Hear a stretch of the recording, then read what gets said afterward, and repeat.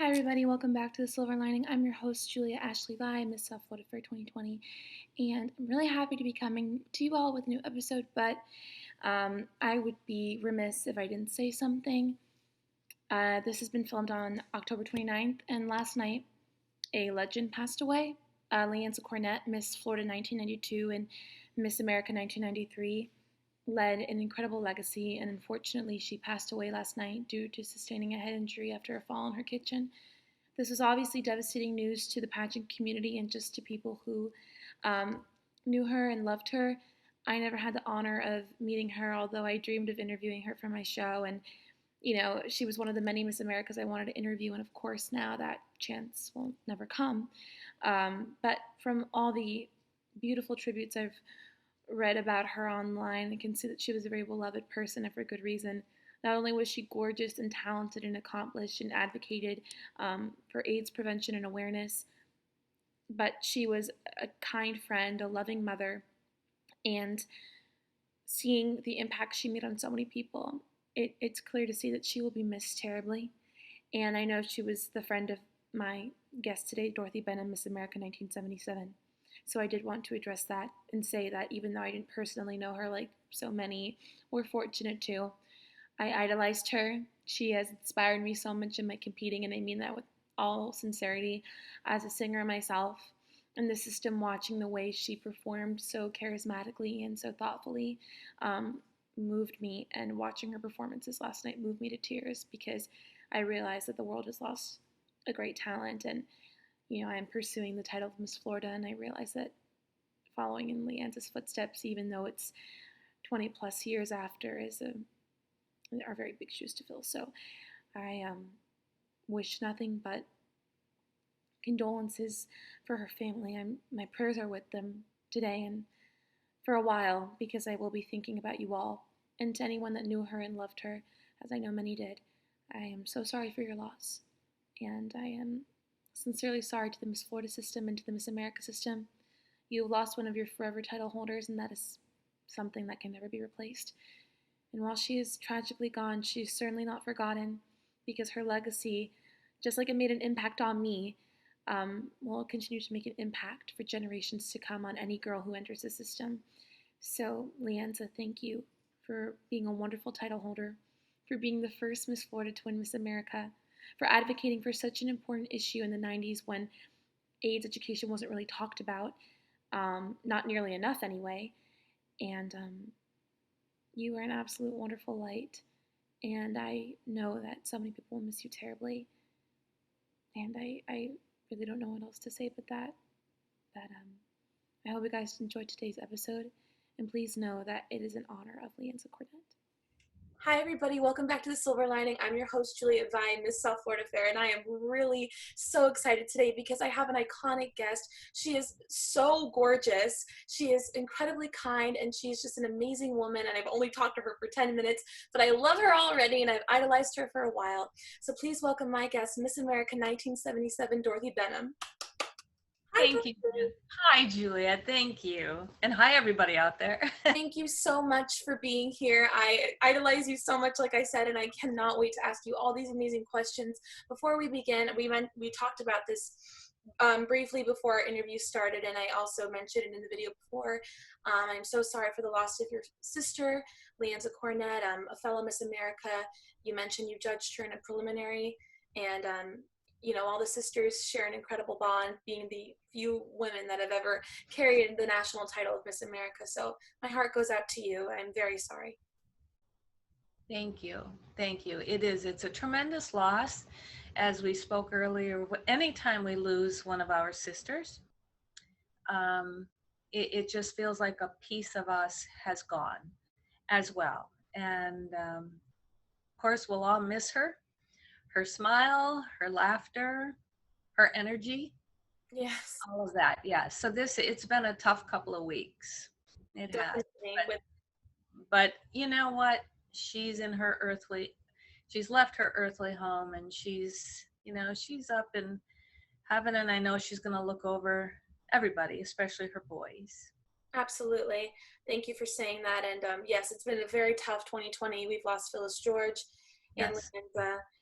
two very iconic Miss Americas who really made strides and, you know, in their careers even after their reign. So a loss of two icons.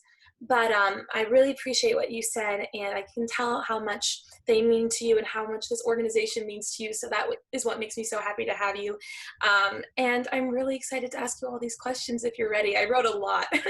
Sure, that's fine. I'll answer them as best I can. Yay!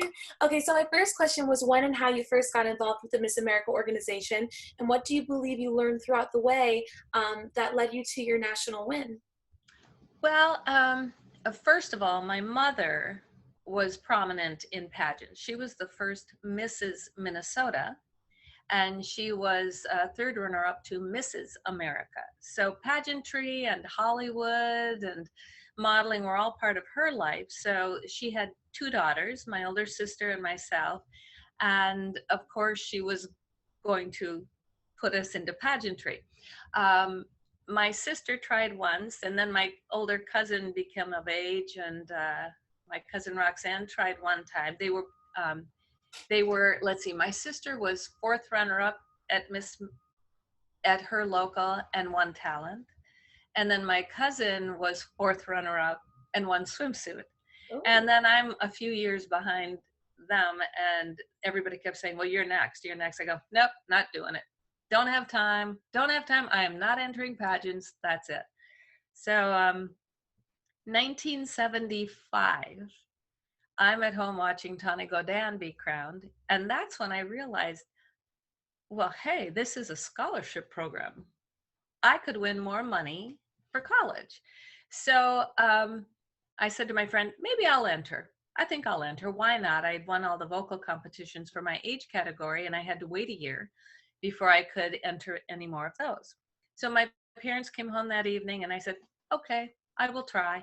My stepfather was on the phone Monday morning, bright and early, to see which local pageant was going to happen next.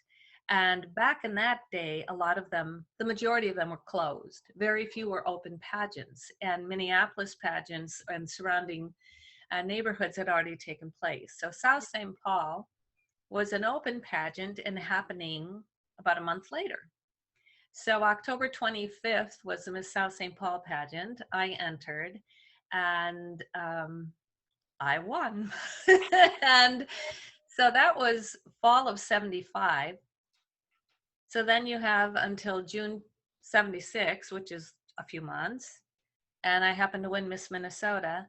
And then that fall, September 76, I became Miss America. So it was about, 10 months, 11 months that I'm going, okay, this is happening. And I guess I'll just run with it. And that's what I did. So I didn't have much preparation. No, and it is incredibly rare. You rarely ever hear of it, that someone wins their first local, then wins state on their first try, and then wins Miss America. So like you said, 10 months. Most girls try for years, and rightfully so. It's very hard, but you just went in there and was like clean sweep. And I'm like, what? And even going into Miss America, people would say, well, do you think you're going to win? Do you think you're going to win? I said, all I really care about at this point is doing the best I can to represent my state pageant, and myself, and be prepared, and to come away talent winner. Dorothy Benham, Miss Minnesota.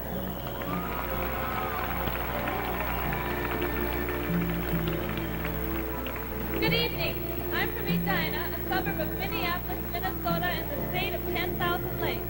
I attend McAllister College, where I'm majoring in vocal performance. Hopefully, the future holds a career in the fields of opera, concert stage, television, and movies.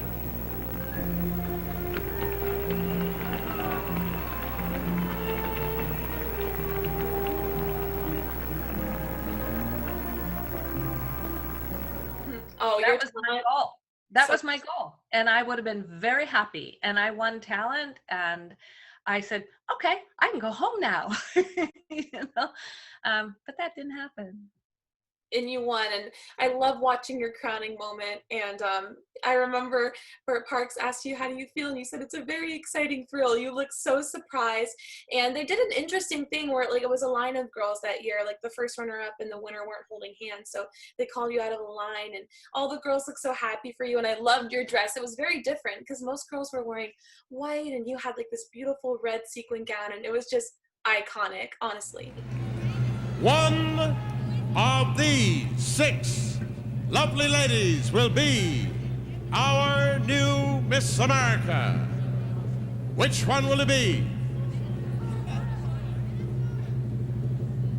The winner of a $15,000 scholarship, Miss America 1977, Dorothy Benham, Miss Minnesota!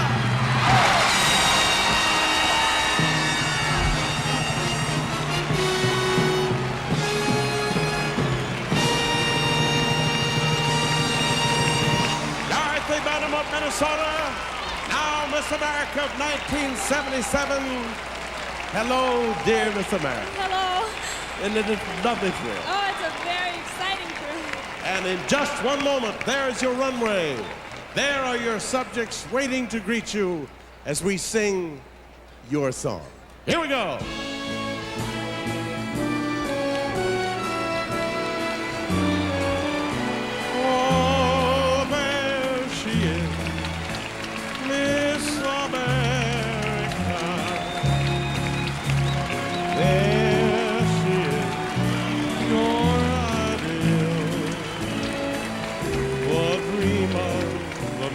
Girls who more than pretty can come true in Atlantic City.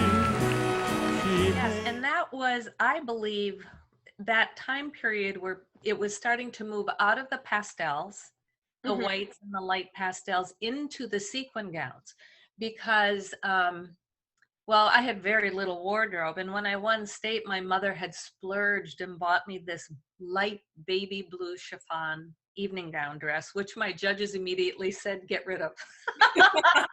Take that to Atlantic City. And the first gown in Minnesota, first of all, it was very difficult to find swimsuits and evening gowns. And the first gown I had found was, again, black, spaghetti strap and jersey, and it was actually ruined during alterations. And that was a week before I left to go to Miss America. So my mother didn't drive, so we quickly got on a bus and went downtown Minneapolis to Jackson Graves department store and walked in and said, here is our predicament. And they pulled out this red sequin dress that had it was actually a one sleeve. It had one long sleeve on it, and it was about 4 or 5 sizes too large.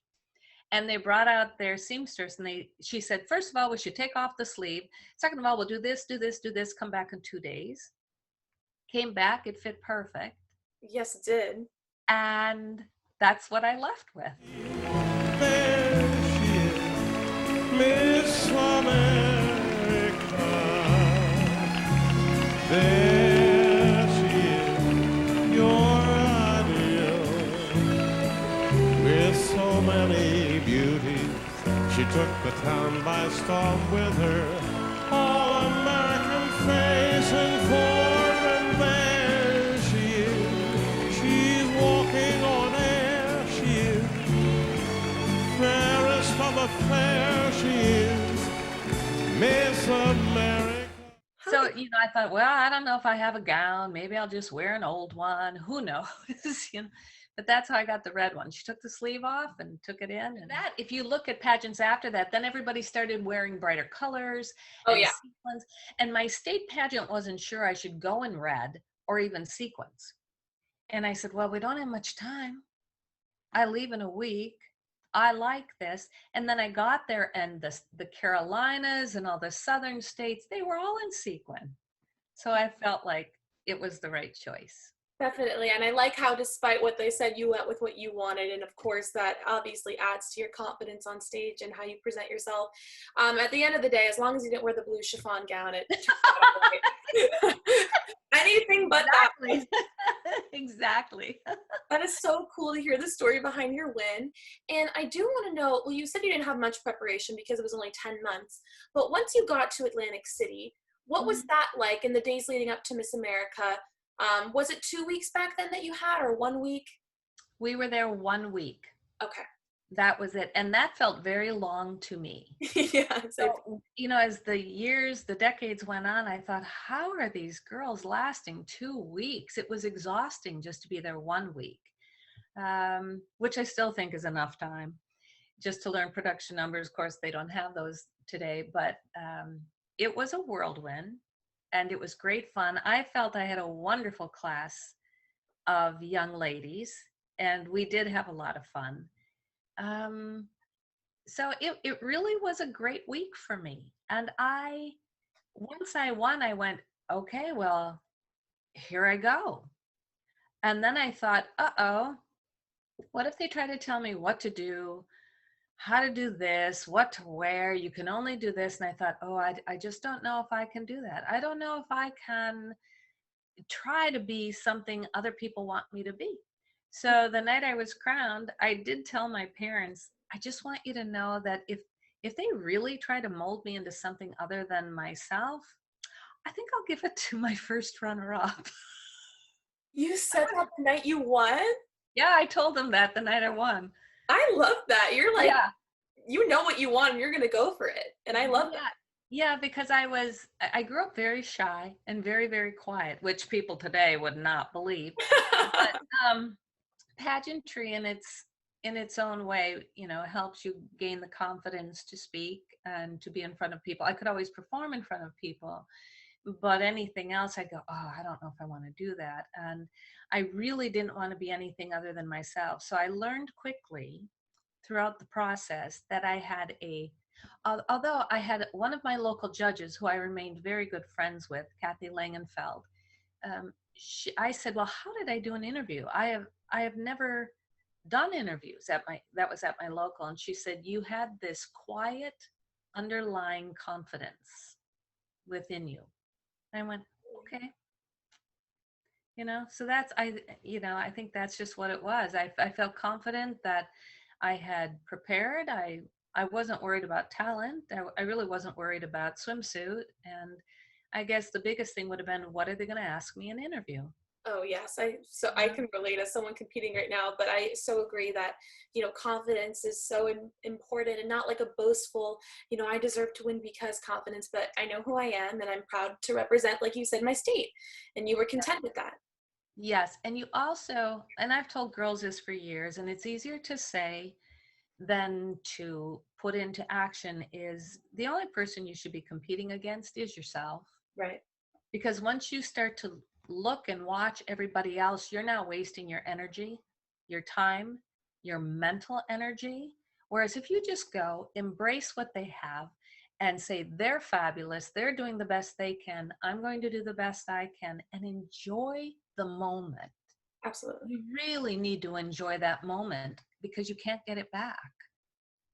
That's true. You only get to compete for Miss America once, and it's, like you said, an opportunity that very few girls get, because only 100 have won in its history, but only 5,000 have ever competed for the title of Miss America. And over 100 years, that's not that many girls. No. It's very rare. So you have to soak it in. I so agree. Yeah. And you mentioned that you weren't worried about talent or swimsuit, which you shouldn't have been, because you want talent, and your talent is amazing. That's actually when I was first getting into the MAU, which is 4 years ago now. I looked up one of the best Miss America talents, and you, of course, were mentioned for good reason. And I was in awe, because opera is my talent, and I love Die Fledermaus, which you sang, and that's a really very hard song. It sounds very light and happy, and it is, but you go up so many high notes, one after the other, and it takes a lot of control. So I appreciate that as a singer. Not to mention you were performing in front of millions of people, which is added pressure. Look me over once, look me over twice, examine the line of my spine, make a resume of my vertebrae, you'll travel all over the globe to find such an ear and a lover, and then to make a recap, go over every kneecap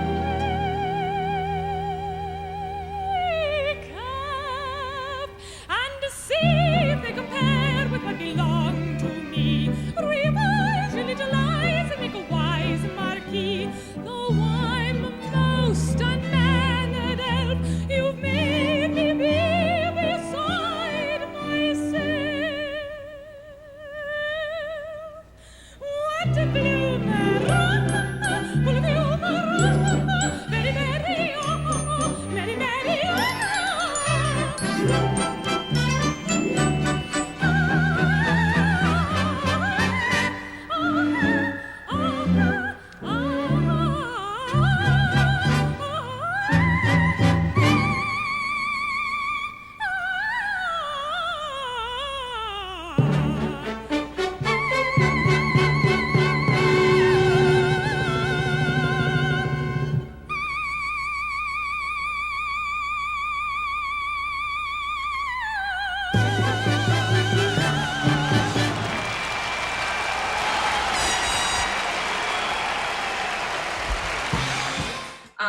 But I want to know why you chose Adele's Laughing Song, and how did you feel when you won Preliminary Talent? You must have been so proud. I was very proud, and I said, I met my goal. Yes. That was my goal. I said, I'm going to make one goal, and hopefully I will reach that goal. And I did, and I went, phew. Okay, the reason I chose that is as soon as I told my parents that I was willing to compete, and we found a local, then it's, of course, is what should I sing? And you, being an opera singer, you know that you study German lieder, Italian arias, art songs, all that sort of thing. And I thought, I've never been there. I don't understand the Miss America organization. I don't know what people are used to. Mm-hmm. So what do I sing? If I sang an Italian aria, and back then I had no clue. I thought, will they really get it? Will they really understand? I don't know who the judges will be. I thought German lieder can be kind of boring. I liked it, but you mean you have to understand. And it's a harsh language. It can sound like you're singing a happy song, but it's like, and you're like, whoa, chill out, Dorothy. Or a French art song, unless you really understand them.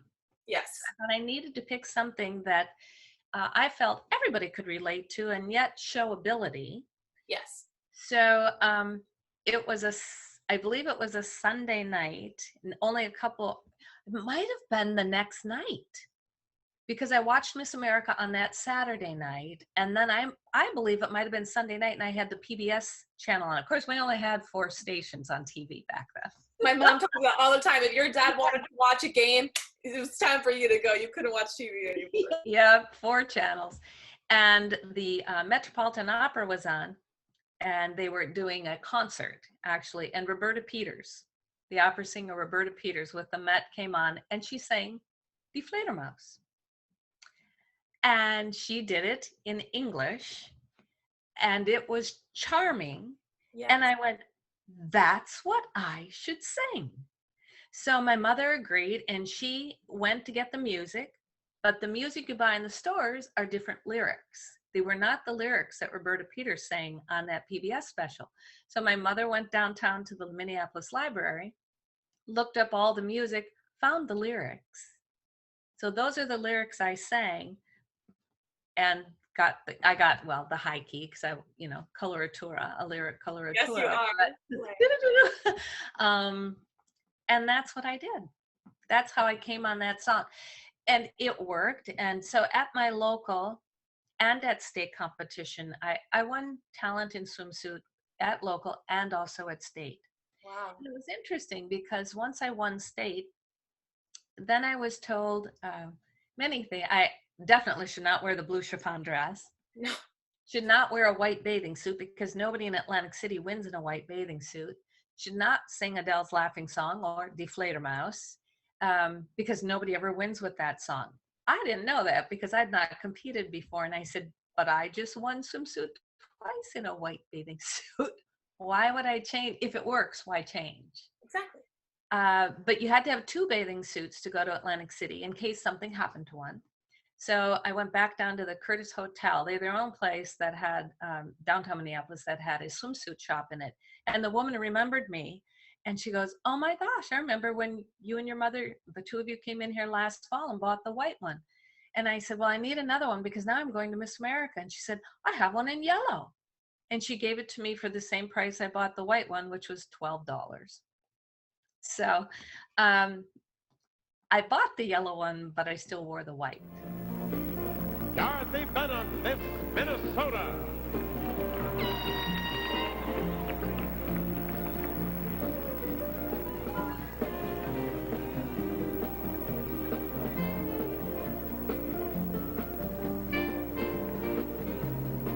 Marie McLaughlin, Miss. Yes. And it worked.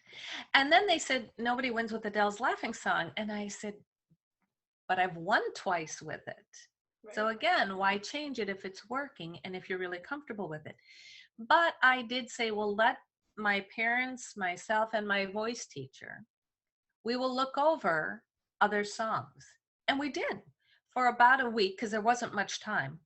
Right. About a week we spent just going through all my repertoire, even looking at new things. And I came right back and I said, I'm just going to be very honest with you and tell you that there is nothing else that feels right for me at Miss America pageant. I'm so comfortable with this. I've won twice with it. I just think if it's not broken, why change it? Why try to fix anything? So they agreed. They let me go and sing that, and I won. Yes, and I loved your choice to perform it in English. I do agree that, that incorporates the audience a little bit more because they can still tell this is a classic song and it's very difficult, but I understand the lyrics. And I think that, transcends a little bit more with them because now we have screens on the back of the chairs in big opera houses that translate the lyrics for you as you're watching the opera. But of course, that wasn't available until recently. So I loved your decision. Your mom sounds like she was wonderful getting the dress and looking up the lyrics. Shout out to moms. My mom is wonderful. And, she clearly just had so much faith in you as she should have. And I love seeing this reoccurring theme of you saying, but I like this, number one, I won with it, so I'm going to do it. And I'm sure the state had your best interests, obviously, and there's nothing wrong with the suggestions, but you knew, I want to do this, and I don't care if I don't win because I want to represent myself. And you met your goal of winning talent, but the fact that you stuck with what you wanted and then won Miss America just shows how important it is to be yourself. Yeah, you have to stick with your gut feeling. Yes. Because if you're comfortable with yourself on stage and whatever it is you're wearing or singing, performing, you're going to do well. Absolutely. Mm-hmm. And in addition to performing in front of millions of people and serving the nation as Miss America, you were also on Broadway, which is just another dream come true, obviously. You were in the Tony Award-winning Broadway musical Jerome Robbins on Broadway in 1989, and that is amazing. So what was that experience like, and how did you gain that part? Oh, well, that is a story unto itself. And I'll try to condense it as much as I can. I was pregnant with my 4th child, and she was due in 2 days when I got a call from my agent. And they said, can you go in and just meet Jay Binder? He's the casting director for Jerome Robbins, or for this. I didn't even know what it was. I will get to that. Can you take in a cassette tape? I do nothing but age myself here, which is fine.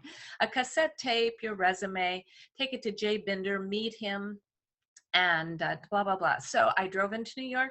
Actually, my husband at the time drove me into New York City. I met with Jay Binder. I handed him things. And then he said, and when are you due? And I said, tomorrow. And he said, thank you very much. Thank you very much. And escorted me out the door. That was my 4th child. She was my only child to ever be late. So she was delivered a week later, and I didn't get to Atlantic City to watch Gretchen be crowned Miss America because my daughter decided to arrive that weekend. So skip forward 2 months, and I'm feeling pretty good. I call my agent. I said, you know what? My daughter is 2 months old and I'm feeling pretty good if you have anything. I called my voice teacher and I said, you know what? I'm feeling good. How about if we start up lessons again and blah, blah, blah. When my agent called back about an hour later and they said, okay, so they still need a soprano for this show. I'm thinking it's a one-night concert show, maybe a 2-night. They did not tell me it was a Broadway show. And I've since come to think the reason they didn't is because they knew I wouldn't go in. I thought, with 4 children, how am I going to do a Broadway show? And I didn't live in New York City. Right. So they said, show. So I went, oh, okay, can you go tomorrow? Be there by 9 a.m. And I'm going, wow. Sure, they need you to sing somewhere in this key. And I went, okay, it's about 5 o'clock. Might have even been 5:30 that evening. And I didn't have the music to somewhere. So I called the closest music store. I said, do you have somewhere in this key? Yes, we do. And I said, what time do you close? 6 o'clock. I went, oh, I am like 30 minutes away from you. I'm leaving right now. Please don't lock your doors. I'm coming. I need it. I have to sing it tomorrow morning. I got there just before they closed, got the music. That night I put all my children to bed and I stayed up to memorize, learn the song. But you see, that's really for a mezzo. Yes. Not a lyric coloratura. It starts low. Very high. And so I'm the only couple notes I was really concerned with were the beginning ones, because it's there. How do you get that placement down there when you're used to singing in the stratosphere? There's a place, right? So I memorized it, and I decided to take my mother. She had been helping with the children. I was there for the birth. So I thought, I'm going to take her into New York with me, and I'll go sing for whoever it is I'm singing for. And then she and I can have lunch in New York, hop the train back, because it was a good couple-hour train ride. Yes. For me. I was living in Connecticut at the time, and my husband stayed home. I get to the theater, and I see all sorts of women I know. And I'm going, hi, you guys. And we're all in the backstage of back room, backstage. And one by one, they're calling us out. My name is finally called. And one gal that I knew had come back and said, oh, I get to go to the dance audition. I'm going, dance audition? Even though we had been told to bring character shoes or something. And I thought, here I'm still thinking it's just a show, not a Broadway show. Well, maybe there's a couple dance movements or something. You know, maybe we're in a couple other numbers in whatever show this is. So my turn came. I went out onto the stage and I sang it. And there was one gentleman sitting in the middle of the theater. And he goes to the accompanist, up a key. Started it, sang it up a key. He goes, up another key. Sang it, up another key, up another key. He was seeing what my range was. Oh. And he said, all right, that's great. He goes, be over at whatever building at such and such a time this afternoon. They're going to put you through a dance audition. I went, okay. Just go. So I said, Mom, we have time for lunch, and then we have to go somewhere else. So we go to the other building. And my mother sits down, and I see all these dancers and people, and they're all sitting around stretching. They're in leotards, and I'm called in, and it now comes down to the two of us. We both had the same agent, by the way. And I sang first. We waited quite a while. Well, first of all, we were put through a 45-minute dance audition. And then we waited at least another 45 minutes. And this man walked in. And not that I knew the ballet world, but I went, I think that's Jerome Robbins. I think that's Jerome Robbins. Why do I know him? Why do I think that that is Jerome Robbins? Because, of course, he's associated with West Side Story. Of course. And he asked me to sing first. So I sang it. And then he said, thank you very much. And I said, you're welcome. And I left. My mother and I are now out of the building. We're walking. We're a couple blocks away when all of a sudden I hear running footsteps behind me and I'm grabbed on the shoulder. I think I'm being mugged. I'm like, whoa. My defense would be like, bad. No. And he said, I'm so sorry, but Mr. Robbins would like to hear you sing it again. And would you mind coming back? So we turned around, went back, and he thanked me for coming back in. He said, this time I am going to turn my back to you. I'm not going to look at you when you sing it. I said, okay. So I sang it again. He thanked me. I said to the people out in the other room, I said, is it safe for me to leave now? They said, yes, you can go home. Mother and I took the train home. I walked in the door. The phone rang at the exact same time I walked in the door, didn't even have my coat off. And my husband said, it's for you. It's your agent. I went, okay.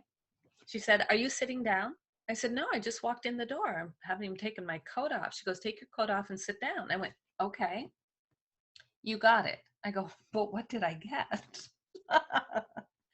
She goes, well, it's going to be, from what we know, the biggest Broadway show next year. They've already been in rehearsals for 6 months? So I was the very last person hired for this. Jerome had been auditioning all over the country. I'm probably going on far too long for your interview here. Sorry. No, please keep talking. So anyway, she said, well, you got the role. She explained what it was. And she goes, so what can I tell them? I said, I'm going to call you back. I need to call my voice teacher. My voice teacher did not teach anybody unless they were in opera. She didn't want musical theater people, nothing. So I called her and I said, Doris, this is what has just happened. And she said, oh, Dorothy, I have a confession to make. I said, what's that? I did 800 shows of a Broadway show. And they go, what? You did? So she told me to take it. I took it. And I started 2 days later. And that was my journey. I had no idea. So it was an eye-opener for me. And I met wonderful people. Wonderful people. So I wouldn't have given that up for anything either. And I will tell you something else. My younger daughter, Madeline, has been asked numerous times, what's it like to have a mother who was Miss America? And she goes, oh, it's very cool. You know, I'm proud of my mom, blah, blah, blah. But she said, I'll tell you what the coolest thing is. She was on Broadway. Totally. You do a lot of cool things. Madeline is right. That is so amazing. And let me just say, you obviously have tons of more experience being on Broadway. And my next question is about your singing career now, which there are many videos of her on YouTube. Currently, you should go check them out because she's amazing. But your dedication, just being like, yeah, I'll come back, or okay, I'll do it, like on the fly. You know, you were never like, oh, I didn't prepare. You that night went to a store 30 minutes away to go retrieve the sheet music in a very low key for you, which I'm a high soprano myself, and I know that even the people think we can sing high, it's really weird to adjust low, and that can be just as tiring for someone that's a low voice singing high. But you took it, you accepted the challenge, and it's not like now where someone could just email me a PDF and I could print it and relax. It's much more complicated, and your dedication just speaks volumes. And your mom too. Again, your mom was always there and riding the train with you, and what a trooper. You both were troopers. Yeah, I guess we were. And that's what it takes. How long did it run? We ran a year and a half, and then it went on tour. We were a cast of 64. We had a huge cast, and it was an expensive show. So possibly could have run longer, but expenses were such that I think, I could be mistaken, but a year and a half, and then it went on tour, which I did not go on tour because, of course, I had a family. I did go out for 2 weeks when they were in California because the gal who had taken my part had to go off and do something. So yes, I did go out for 2 weeks to California when they were on tour, and got to perform it for 2 weeks out there with them. Then I flew home. I cannot believe that you did that as a mother of 4. Wow. With a whole family, and then you went to audition when you were having a daughter in one day. So that is dedication. Yeah. But I think that's what it takes. It's either that or just naivete. I don't know. Or the joy and love of doing it. So now my next question is about your singing career now. Prior to COVID, you were performing and a very prominent performer in the community, and I think you're amazing, and I love watching your videos. Light, blissful heart, praising there, we smoke a scented light of prayer. Bless us all that we may be fit, O Lord, to dwell. So, when did you first discover your talent is my question. And, you know, how did you begin training, like in the beginning of your career? Mm-hmm. Well, my mother was a singer. My older sister was a singer. And I started singing right about the age of 2 years old. Yeah, I had heard on the radio the song, He's Got the Whole World in His Hands. And I believed as a tiny little girl that if I pulled my little stool up to the radiator that was in the kitchen, and if I sang into it, I'd be on the radio. So the first song I ever thought I was performing was He's Got the Whole World in His Hands. And Mother was very good at identifying talent. So she, of course, had my sister start taking voice lessons. My sister is 10 years older, almost 10 years older than I am. So I watched her perform and sing. She was one of the top sopranos, or the top soprano at the University of Minnesota during her time. And Mother just started me at voice lessons, and I would have been 12 years old. So I studied with my sister's voice teacher for 2 years. It wasn't going much of anywhere. So Mother found me a different voice teacher, Adeline Felstead, who, she was the one. That's the one. When you have a teacher who puts the stability, the substance into your voice and your training, you're set for life. So what it did is she taught me breathing, technique, the ease of singing. It should never hurt. Nothing should ever hurt. Which, thank goodness I had her, because as I went on to college and even a music camp, I came across teachers where I'd come out not able to speak because they wanted you to force sound. So I became a prima donna at a pretty young age. But then later, through my life, I came across 2 other voice teachers. Beatrice Krebs, who was head of the opera department at Carnegie Mellon University in Pennsylvania, and then Dorothy Cross in New York. So I really think I've had 3 fantastic teachers over my lifetime, and I give all credit to them because it's all based on your technique and what you're taught. Yes, and your voice is still incredible. So clearly, even though you've sung very high for a long time, you've preserved it, and it sounds just as beautiful, if not more beautiful, than when you won. And seriously, such a beautiful voice. Thank you. I don't do much singing now. I think I've gotten to an age where I'm getting a little tired. Isn't that sad? So I'm going, let the younger ones come along. It's their turn now. Let us have a chance, because you'll probably outsing us anyway. But I do want to ask, so the Miss America pageant has undergone a lot of changes in the last few years, most prominently taking away swimsuit in 2018, and then lots of changes in leadership.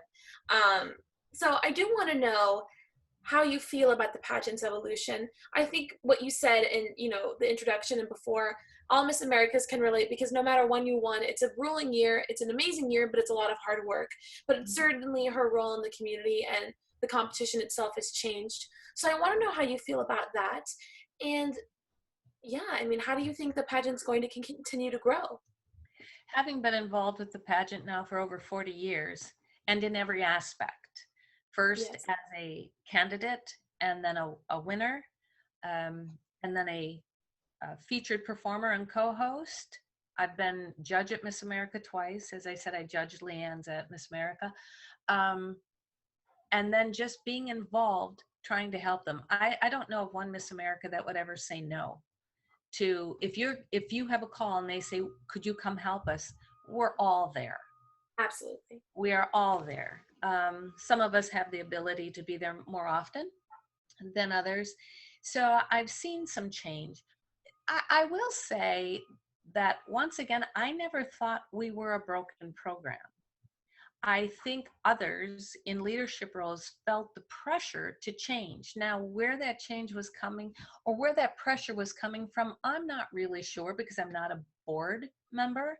I don't know if it was just public pressure they felt they needed to change things, or was it coming from sponsors who said, you know, this is how we would like to see it. If you would like us to be a sponsor, we would require this change, and why can't you do it? Right. Now, I'm all about change, and I am all about growing and moving forward. Is swimsuit that important? No. So I felt as long as we didn't take away the glamour, I love the glamour of it. I love evening gown. I love the girls looking beautiful and learning to carry themselves well in any attire. Did we really need swimsuit? No. And so I was fine with swimsuit being taken away. What I've not been fine with is the loss of production numbers. I'd still love to see them come back. So I was fine with swimsuit being taken out. I'd be fine with it being put back in. Mm-hmm. You know, I'm for both, whatever is going to help. I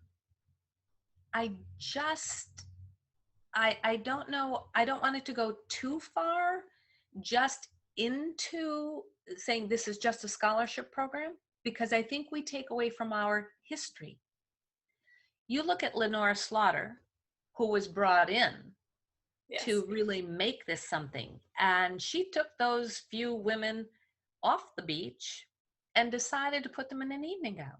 Later, she said, we should educate them. Why can't we have a well-rounded young lady? You look at all sorts of other things on TV.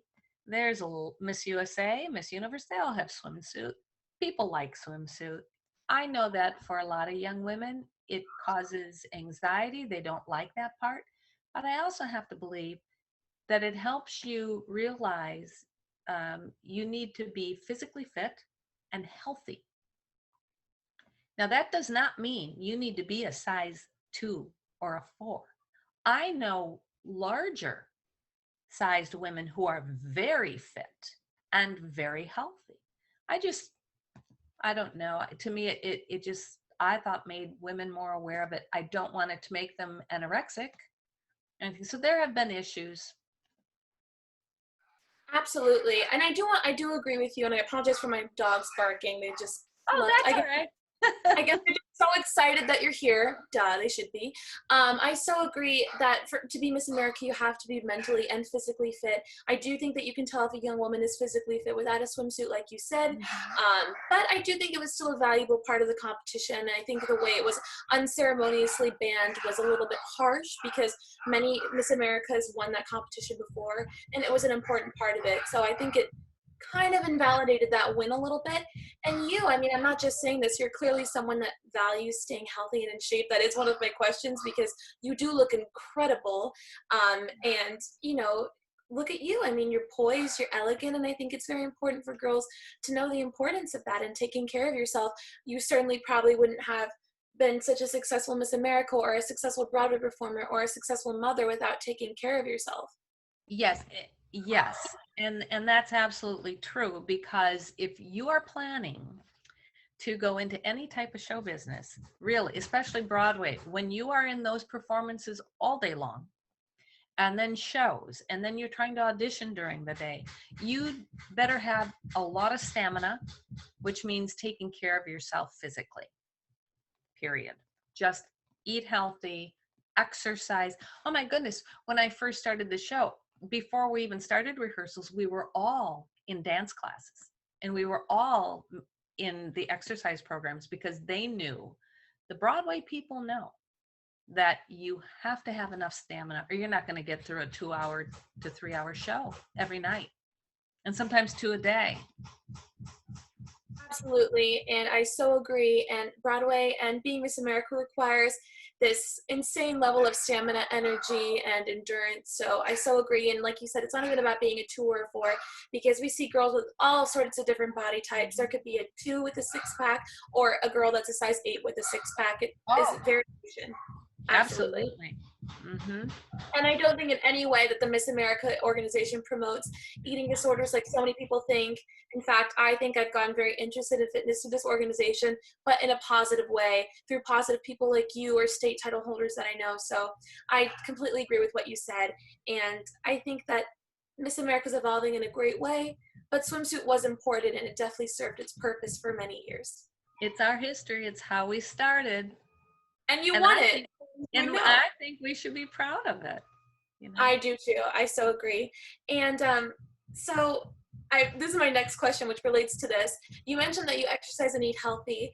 And although you competed in 1977, you look like you could still be competing today. I literally wrote that. Well, let me say, the body does change, you know, as you get older. And am I the same size? Yes. But that's pretty incredible. It gets more difficult. You go, where did that come from? I never used to have that. How come if I'm doing this, why is that there? You know, you hit an age, you go through menopause, you do all that sort of stuff, and just these areas of your body that are not going to bounce back the way they used to. Plus, I've had 6 children, so I shouldn't complain too much. But it also is a change in how you dress, what looks okay on you. There's certain swimsuits I will not wear again. And things change. You just adapt, you know, but I can't complain, you know.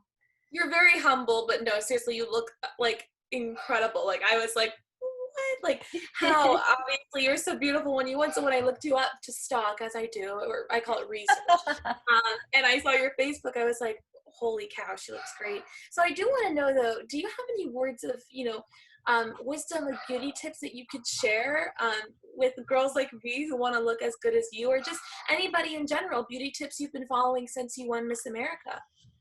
Wow.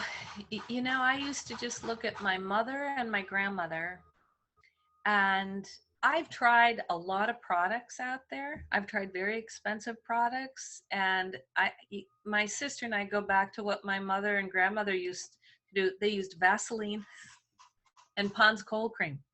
So I'm not sure it really matters what kind of moisturizer you use, but it is important, especially as you get older, because everything gets very, very dry. So moisturizing is important. Getting enough sleep, which at my age now is harder.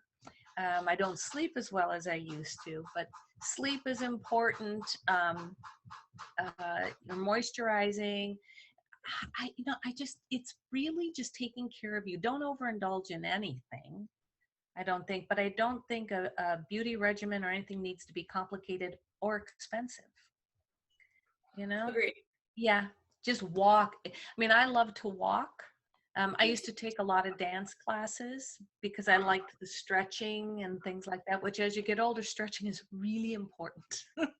You go, oh, I cannot touch my toes today, you know.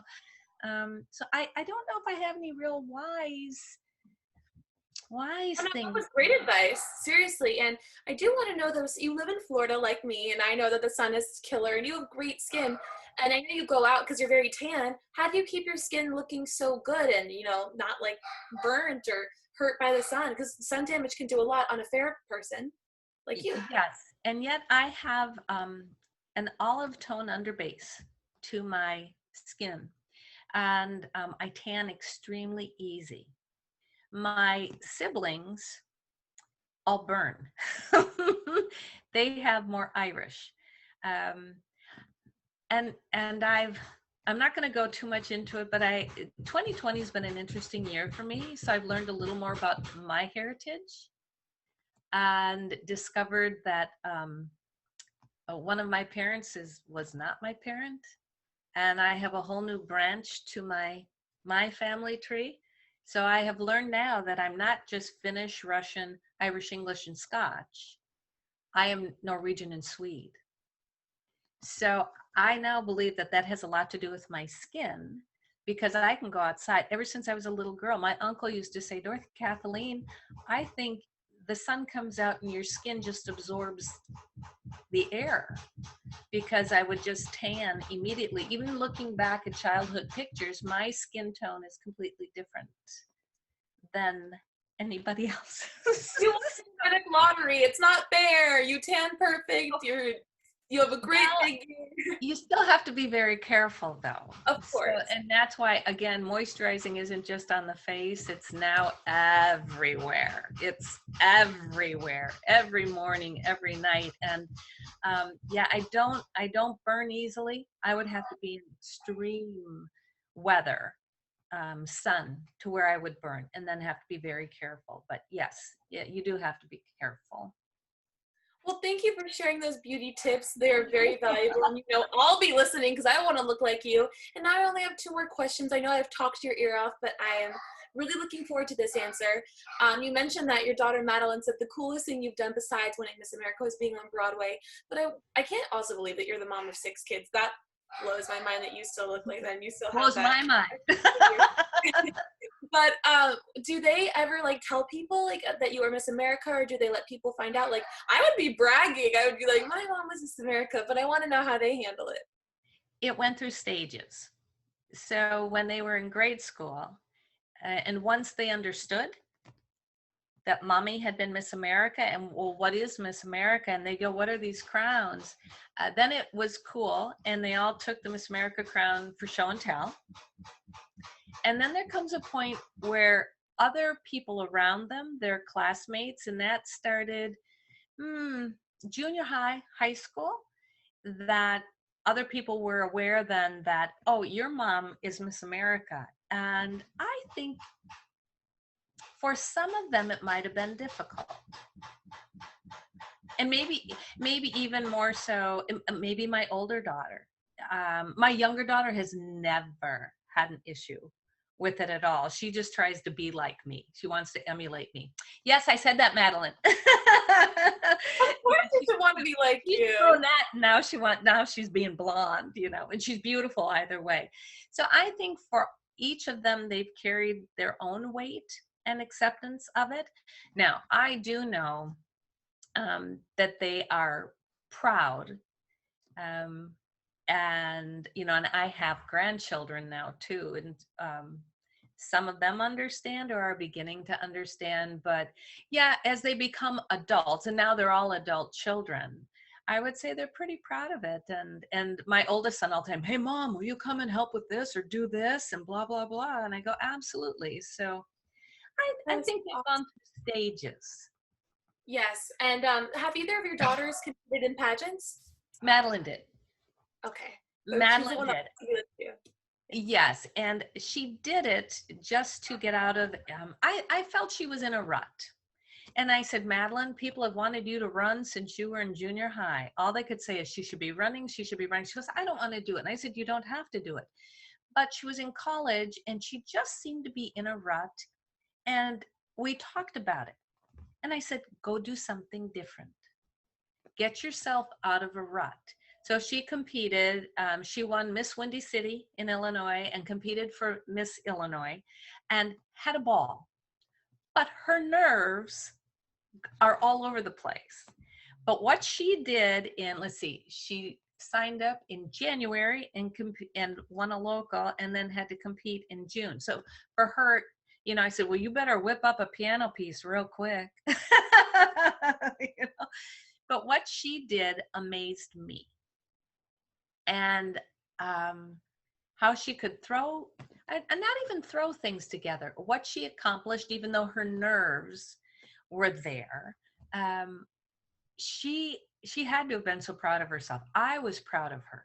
And what it did is got her out of a comfort zone and made her explore a whole different world and see what it felt like. And she made friends from that as well.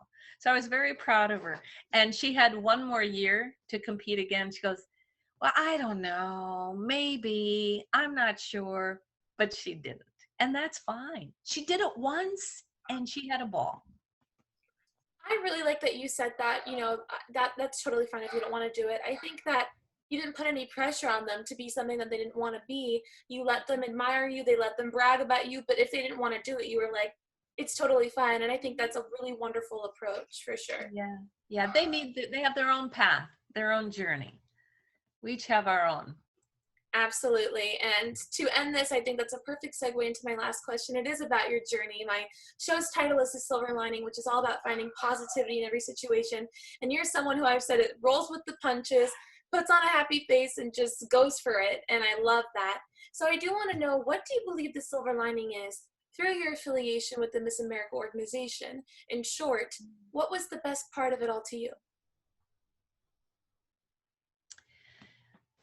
Oh boy, you know, I think back to the entire experience that I didn't know what to expect, and how I grew from that, how I learned that you were accountable. You were now not just representing yourself, you had to be aware. So it made me far more aware, far more accountable, had to be on time. But the silver lining, I guess I never looked at it as a cloud. It just, to me, was an experience. I love life because I think life is filled with experiences, and you should grab hold of each one that you can. Will each one work out the way you hoped or thought? No. But you take that experience and learn from it. And let's say, like, there was one year, the first year I competed for the Schubert Club, and I was what you would consider first runner-up. I didn't win. But what did I learn from that? That obviously it was not my year, that I had to wait. The next year I went back, and that's when I won that. So you just have to learn from your, I don't even want to call them failures, but from every experience that you're given, and take that, readjust, and keep moving forward. So there's always silver linings in everything. And I'm a firm believer that everything happens for a reason. Everything happens for a reason. And so learn, well, that's all I can say. Well, that is wonderful advice. And as someone that's competing right now, and last summer was supposed to be my first year as a Miss, unfortunately it'll be moved to June of 2021, although not unfortunately anymore because it's going really fast. But I'm going to soak it in, and I'm going to appreciate this time because you've made me realize, I already knew, but I'm very lucky and I don't want to take this time for granted. So I'm going to soak it up as much as I can. And I think that you are incredible. I know you're busy, and taking the time out of your schedule to talk to me, who has loved you for years, means a lot. And you are very inspiring to all the girls who are in this system or have been in the system or who one day will be. You, your service and your enthusiasm and love for this organization really proves to be inspiring. So thank you so much for being here, and I think you're incredible. You're so sweet. Thank you, Juliette. And good luck to you. Thank you. You should be at Miss Florida since you live in Florida, or at least watch it from online. Well, I was supposed to be there. Mm-hmm. I was supposed to, and then I was supposed to come 2021, but I can't now because Minnesota changed their dates, and we have a big gala, so I will not be there. Okay, well, you have to at least live stream a little, or I will be sending you Facebook message updates because, guys, I'm Facebook friends with Dorothy, which makes me famous. So or a little bit. But, guys, thank you so much for watching. And, Dorothy, once again, just thank you. A million thank yous your way. And I hope you enjoy the rest of your day. And I hope to talk to you again in the future because you're awesome. Thank you. Good luck, Juliette. Bye.